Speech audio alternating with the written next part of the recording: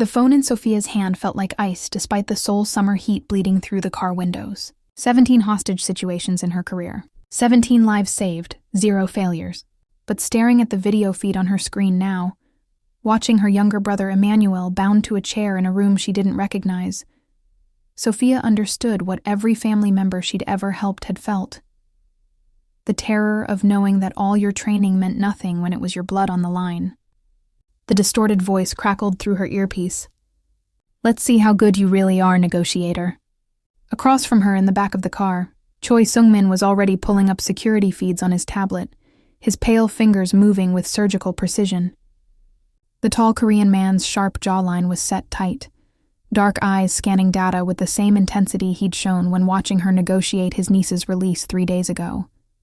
Her husband of exactly 48 hours, the man she'd married in a transaction so cold, it had felt like signing a business merger rather than a marriage certificate. Except now the enemy had turned their attention to her family. "Talk to me." Sophia's voice came out steady, professional. She switched the video to the car's main screen. "Emmanuel, if you can hear me, blink twice." On screen, her brother's head lifted slightly. His deep brown complexion was bruised along one cheekbone, the injury standing out starkly against his skin, his usual confident posture replaced by rigid fear. He blinked once, twice alive, conscious, responsive. Sophia's training kicked in like a switch flipping. Her hands, several shades darker than the phone she gripped, moved across the device, pulling up protocols, beginning trace programs. The feed is live, streaming from somewhere with concrete walls, industrial lighting. He's been moved recently. There's dust on his clothes that wasn't there in the screenshots they sent. The broadcast is coming from inside the compound. Sung-min's voice was flat, controlled, but she caught the slight tremor in his hand as he enlarged a security map. "Someone in my family's estate is streaming this." The car pulled through the gates of the Choi family compound. The traditional Korean architecture sprawled across manicured grounds, beautiful and deadly as a trap. Somewhere in one of those buildings, someone Sophia had been living with for 2 days held her brother. Before we go further, if you're already feeling this tension, hit that subscribe button. You won't want to miss what happens next. Now let's find out who's behind this. The video feed flickered. A new message appeared in distorted text. "You have 2 hours, negotiator. Find him or he dies. No police, no security teams. Just you and your husband. Let's see if you're really as good as they say. They want us isolated." Sophia was already out of the car, her textured hair still pinned in the tight bun she'd worn to this morning's family breakfast. The tightly coiled strands had loosened slightly, a few tight curls escaping around her temples, framing her face in a way that softened her focused expression. "They're separating us from resources." Sung-min followed, his tall frame and pale features casting a shadow across the gravel driveway. "Everyone's at the main house for lunch. Uncle Dae-jung, my sister Ji-woo, Halmione, the staff. We can... No." Sophia's brown eyes, dark and penetrating, met his directly. "We tell no one. Whoever took Emmanuel is watching. They'll know the moment we alert anyone. You want to search the entire compound alone? I want to profile every person in that house while pretending nothing's wrong." She started walking toward the main building, her posture relaxed despite the ice spreading through her veins. "You said someone close did this. Someone who knows your family's patterns. They knew I'd be with you this morning. They knew exactly when to strike." The main house was cool inside, temperature controlled and pristine. Voices drifted from the dining room where the Choi family had gathered. Sophia could hear Halmione's sharp tone criticizing something, Jiwoo's quiet responses, Uncle Dae-jung's smooth laughter. "There you are." Halmione Park appeared in the hallway, her elderly frame wrapped in an elegant hanbok, white hair styled perfectly. Her eyes, still sharp despite her age, swept over Sophia with barely concealed curiosity. Taking in her warm brown skin, the fullness of her lips, the way she carried herself with such different grace than the Korean women in this house. "Your wife missed lunch, Sung-min. In this family we eat together. My apologies, Halmione." Sophia bowed with precisely the right depth, nothing in her expression betraying the terror clawing at her chest. "I had calls with my family in Lagos. The time difference makes scheduling difficult." The old woman's gaze lingered on Sophia's features, so different from anyone who'd ever entered this family before. as if still trying to understand why her grandson had chosen this particular woman from so far away. "Your brother, the one studying medicine in London, is he well?" Sophia's heart stopped. Emmanuel's location wasn't public information. She'd never mentioned London to anyone in this family. "He's fine." The words came out smooth, easy, revealing nothing. "Busy with his studies. Good education is important." Hermione turned to Sungmin. "Your uncle needs to speak with you about the merger. He's in his office." After the old woman left, Sungmin leaned close to Sophia, his breath warm against her ear. The contrast of his pale skin close to her darker complexion, stark in the hallway light. She knew. She knew. Sophia's mind raced. Hermione had just told them exactly where to look. Question was, why? They found Uncle Daejung in his office, papers spread across his desk, phone pressed to his ear. He was 50-something, handsome in that polished way that spoke of expensive grooming and personal trainers. His smile was easy when he saw them, gesturing for them to wait while he finished his call. Sophia watched his hands. No scratches, no defensive wounds. His clothes were immaculate, not a wrinkle or stain. His body language was relaxed, open. Either he was innocent or he was very, very good at lying. "Sungmin, Sophia," Daejung hung up, standing to bow. "I was hoping to catch you both. The merger papers need your signature today." "Of course." Sungmin moved to the desk, but Sophia stayed near the door, her observant gaze sweeping the office. Books on Korean business law. Photos of Daejung with various politicians and CEOs. A framed picture of him with Sungmin's father, both men young and laughing. No photographs of Sungmin's brother, Minho. "Your wife is quiet today." Daejung's eyes found Sophia, lingering on her in a way that made her aware of how she stood out in this space.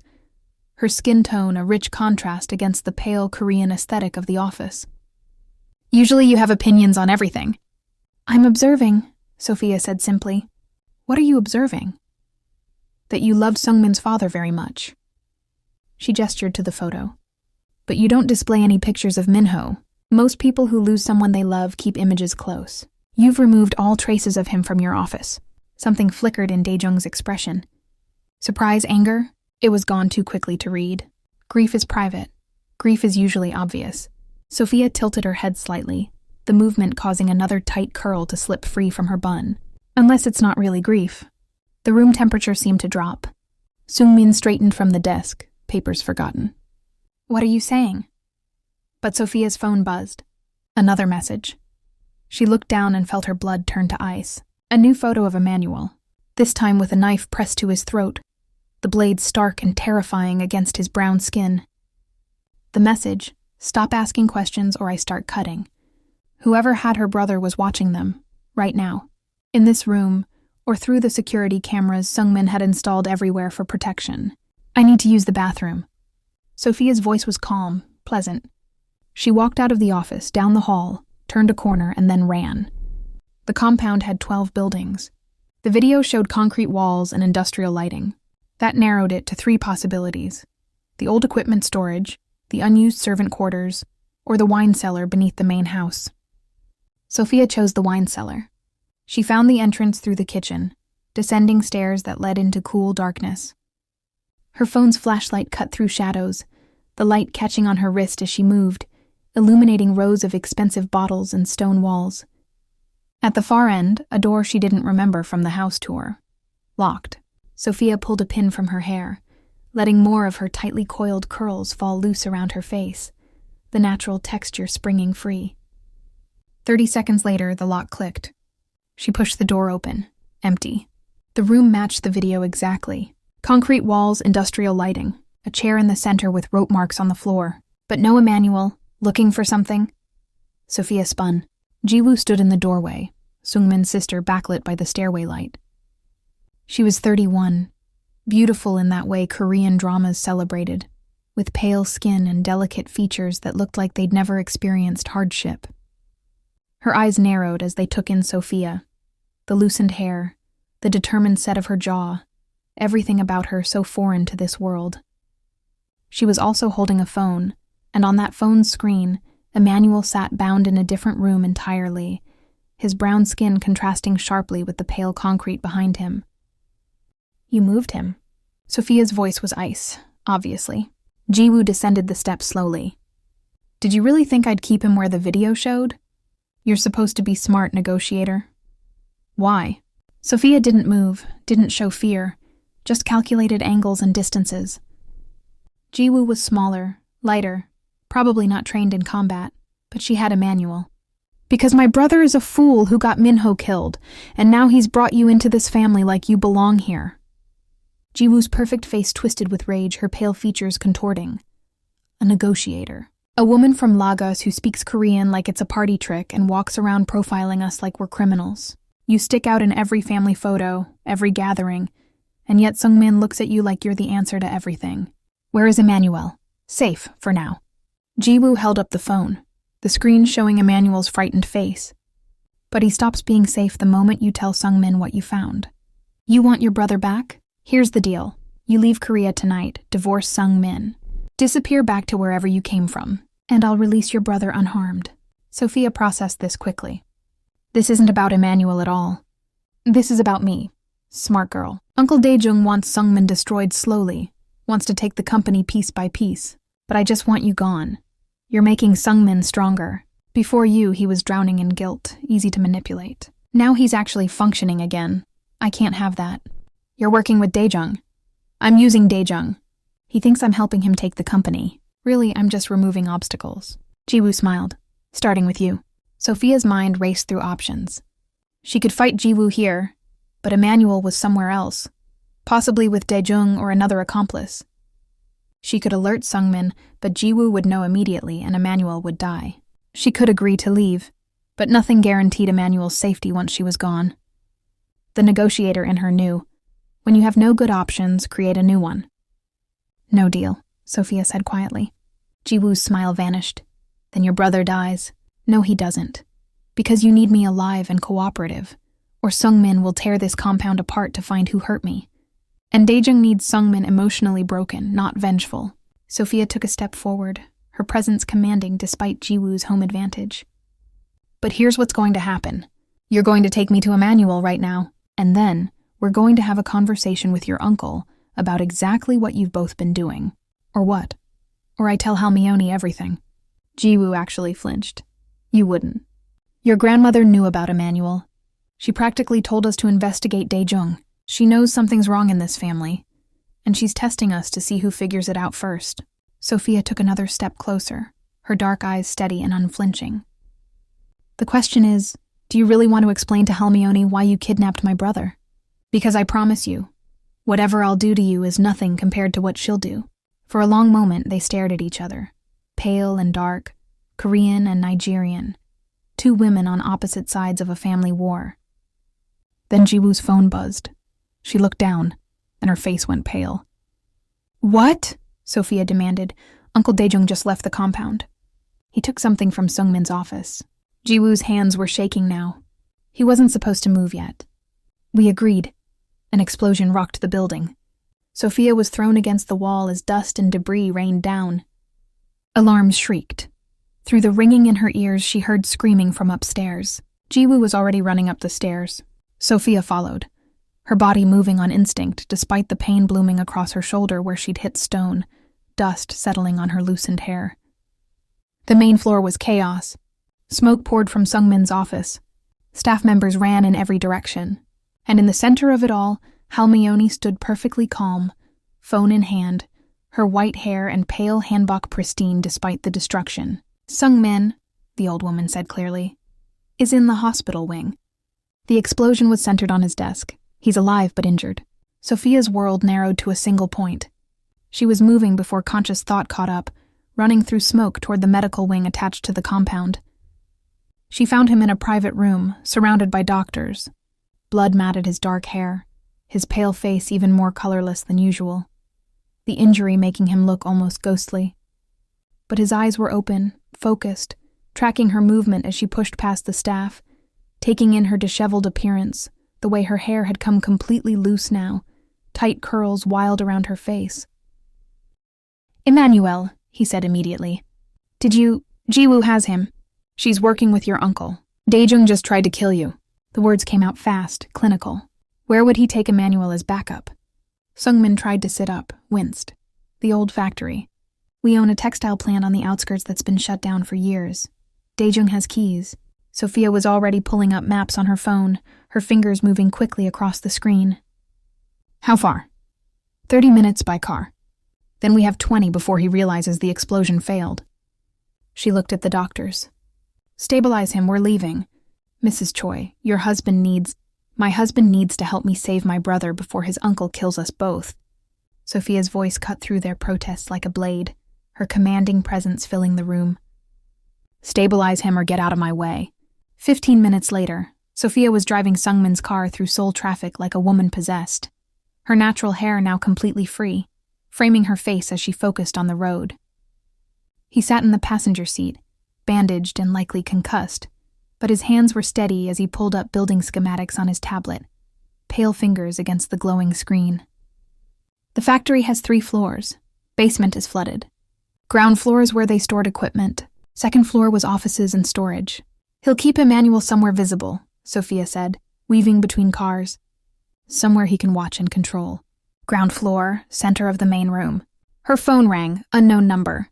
She answered on speaker. Sophia. Daejung's smooth voice filled the car. I have to say I'm impressed.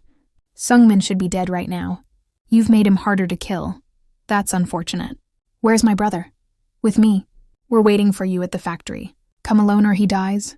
And Sophia? I know you're a negotiator, but there's nothing to negotiate. You come, you die, Emmanuel goes free. Or you don't come, Emmanuel dies, and I'll keep trying to kill Sungmin until I succeed. Your choice. The line went dead. Sungmin was staring at her, his pale face illuminated by the dashboard lights. You're not going in alone. Yes, I am. Sophia. He wants me dead because I'm making you stronger. He wants you broken and guilty and easy to destroy. The explosion was meant to kill you and look like an accident, but it failed. Now he's desperate. She took a corner too fast, tires screaming. Desperate people make mistakes. So do people who walk into obvious traps. I've negotiated with terrorists, Sungmin. I can handle one bitter uncle. This isn't a negotiation. He's not asking for terms. He's executing a plan. Sungmin's voice was rough with pain and something else. Fear? I can't lose you two. I can't. He stopped, jaw clenching. Sophia glanced at him, really looked at him. The Korean man who'd blackmailed her into this marriage 48 hours ago, who'd shown her his brother's case file and his guilt and his desperate need for answers, who was currently bleeding and concussed and still trying to protect her. You won't lose me, she said quietly. I don't lose. That's why you hired me. The factory loomed ahead, gray and abandoned against the evening sky. Sophia parked 2 blocks away. They approached on foot, Sungmin moving slower than usual but refusing to stay behind, his tall, pale form contrasting with her darker one as they moved through shadows. The main entrance was unlocked. Inside, the massive ground floor stretched out in shadows, old machinery creating dark corners and hidden spaces. And in the center, illuminated by a single hanging work light, Emmanuel sat tied to a chair. Alive, bleeding from a cut above his eye that stood out against his brown skin, but alive. His eyes widened when he saw his sister, relief and terror mixing on his young face. Daejung stood behind him, gun in hand, his pale Korean features impassive. Sophia, he smiled. Right on time. And you brought Sungmin. How touching. Let Emmanuel go. Sophia's voice echoed in the empty space, her wild hair and determined stance making her look fierce, untamed. This is between us. This is between me and the Choi family fortune. Daejung gestured with the gun. Sungmin's father promised me half the company. We built it together. But when he died, Sungmin inherited everything, and I've spent 15 years watching this boy waste the empire I helped create.